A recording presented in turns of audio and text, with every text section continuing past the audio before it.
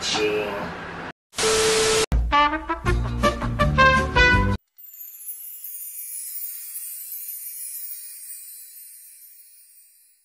Hello there fellow Demon Slayers, and welcome back to another sewing vlog. In this video, I'll be making Tanjiro's final selection outfit from the series Demon Slayer. I really like this outfit a lot because I feel like it definitely fits Tanjiro more, and it's a shame that you never see it again. This was the completed costume where I made the entire set, which consists of quite a few things, and I'll be going through everything that I made for this outfit. As always, I like to start off by breaking down the costume and component that I'll be making. For Tanjiro, I'll be making the entire costume, which consists of his outer kimono, white jinbei, inner black shirt, pants, and leggings accessory. I'm not the best at drawing, so I like to use these templates when making flats and drawing out designs.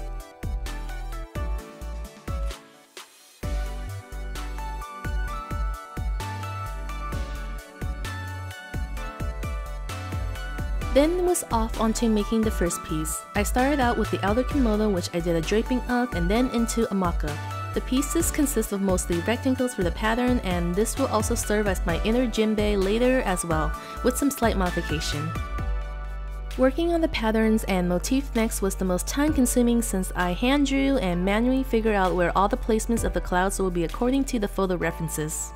I took apart the mock-up and started freehand drawing the clouds onto the pattern pieces. This will serve as my guide as I turn them into my final pattern and templates after.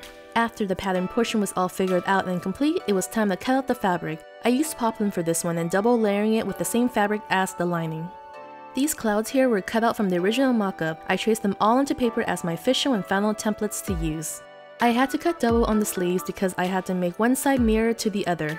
Then it was onto tracing all of them clouds out and applicating them by using heat and bond into the blue fabric. I spent the first half of this process mostly drawing, cutting, and ironing. After applying all of the clouds, it was about 12 hours of satin stitching. I satin stitched both the clouds and the black part, which I assumed to represent the wind or the sky, or waves, question mark?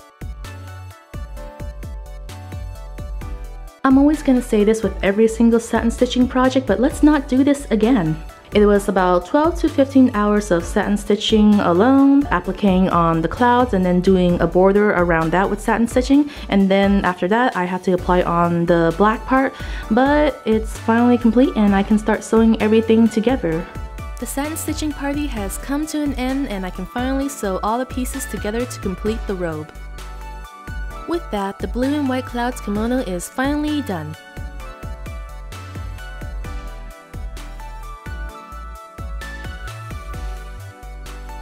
And with that, the outer robe is complete and I can start moving onto the inner layer. So I'm basically just starting from outside, working my way through the inside layer. I also made it like a little belt tie because I'm gonna assume you have to tie it somehow, but it doesn't really show in the photo that Tanjiro has like a tie, but it's gonna have to tie it some way. So I also made a tie for it within the same fabric that I used basically for the robe. For the belt tie, I'll put it on after the whole outfit is complete and I'll put everything together, because for now if I do it and tie it, it's gonna get all wrinkly and I just spent like quite a long time pressing and steaming everything out as well. So I'll do that after the outfit is complete along with all the other pieces.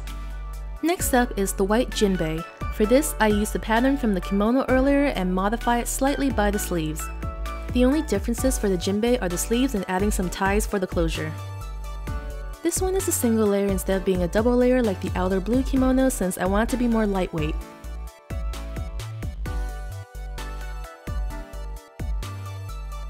Everything is then sewn together, which didn't take long since it was much more simple. So the jinbei is finally complete, which is the second layer to Tanjiro's final selection outfit. I only did one layer for this one instead of double lining it to make it thicker because it's gonna have like 3 layers to it and I don't think they would want to bundle up with so many layers. So yeah, I did that to that, a little bit more simple than, you know, the blue and white clad ones. All I did was change the sleeve and the arm lines a bit, but with that it's all complete. And you see like the ties that I have here, so you can tie it from the inside and then tie it on the L, and then they put on the outer robe. All I have left is the black shirt portion, which goes inside, which is the first layer. This is the middle layer, and the blue one is the outer. So I'm gonna go ahead and work on the black one next. With that, the first 2 layers now complete, and moving on to the third and final layer. For the black shirt, I made a quick drape for it since it was a basic pullover v-neck shape. It was a slim fitted shirt with a collar similar to the first 2 robes. Since this fabric has some stretch to it, I switched over to my Singer machine for the double stitch function for a stronger thread and seam reinforcement. I haven't had the chance to put on my label yet, so I'm putting one on for the shirt as the finishing touch. The inner black shirt is complete, and yeah, I'm done with everything for the top layer. That includes all 3 layers. For this black one, it's a long sleeve fitted shirt, so that's what I did, made it out of knit fabric, slim sleeve, and then I just basically imitated the collar so it looks more like it's like the same style like as a robe, but it's not really a full-on robe, so it's more modernized. But yeah, so this one's a little bit quicker to do than the other one, so I'm all finished. I'm gonna go ahead and move on to the pants. With that, all 3 layers of the top garment are fully completed.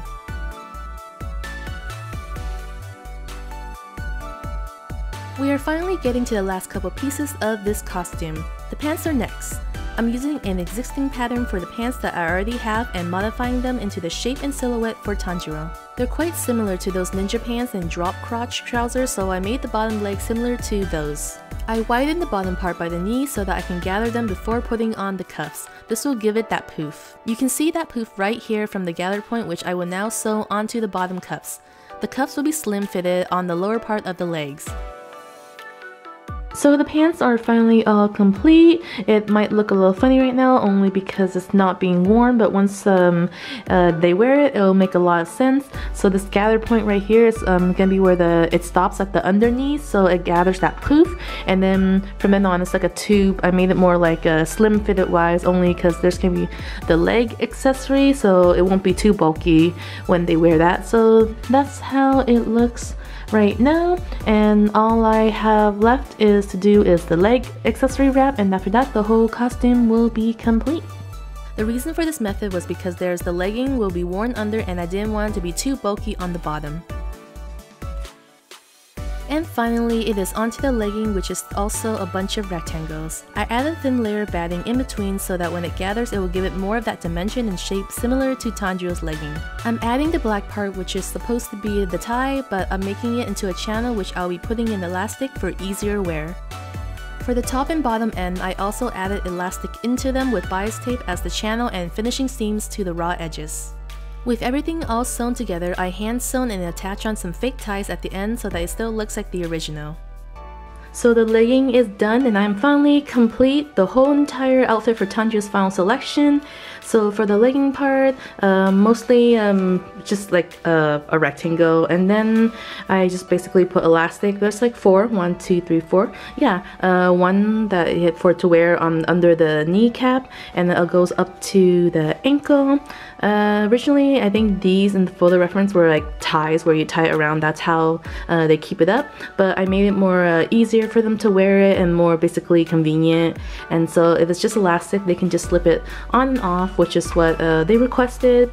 So instead of having like an actual tie where you just have to like do like a bunch of ties, I think it's much more easier just do it elastic, so much more accessible. But yeah, it is all done, and you can just attach, you wear it after you put on the pants. And yeah, I think I'll just put it on just to show what it looks like for the whole bottom piece portion. The inside of the legging wrap is also fully lined as well with that thin layer of batting I mentioned that was inside. I also add like a little ribbon tab right here just so that it indicates on which one is top and bottom to make it easier, because there is a difference in the sizing, because the bottom part is much more narrow and the top one's much more wider. But you can't really tell unless you wear it, you'll feel it. But yeah, so there's that. Probably a little dark so you can't really see with all the shadows over here, but yeah, this is what it looks like, and I actually really like how it turned out. I added like a really thin layer of batting on the inside of the legging just to give it that poof and dimension. But yeah, other than that, it is complete. The pants is actually super comfortable. It actually fits me quite well. And the leggings, and then you get the whole entire outfit on top, which is like fully layered, but I don't think I'll put that on. But yeah, I'll go ahead and put the outfit together on the mannequin to display the whole completed thing. With the leggings out of the way, the entire outfit is now complete. The most time-consuming portion was definitely the outer kimono, since it was a lot of satin stitching and putting on the pattern. I followed it precisely as a reference for the placement of the clouds, and some parts were intentionally unsymmetrical, which did bother me, but it was accurate to it. There is a printer pattern for the fabric as well, but the client wanted the clouds to be bigger. The satin stitching part definitely made it stand out more by giving it that texture. The rest of the costume was mainly a breeze to do, but I did take my time on them just to make sure, because I want them all to look good. I always believe the more simple something is in the costume, the more easier certain details such as the stitching will stand out. With that, it is a wrap for Tandra's final selection costume. I hope you all enjoyed this work in progress and vlog. Thank you all so much for watching. Leave a like and subscribe if you want to see more of my stitch crafting journey and other things that I'll be brewing around here. I will see you all in my next video. Toodles!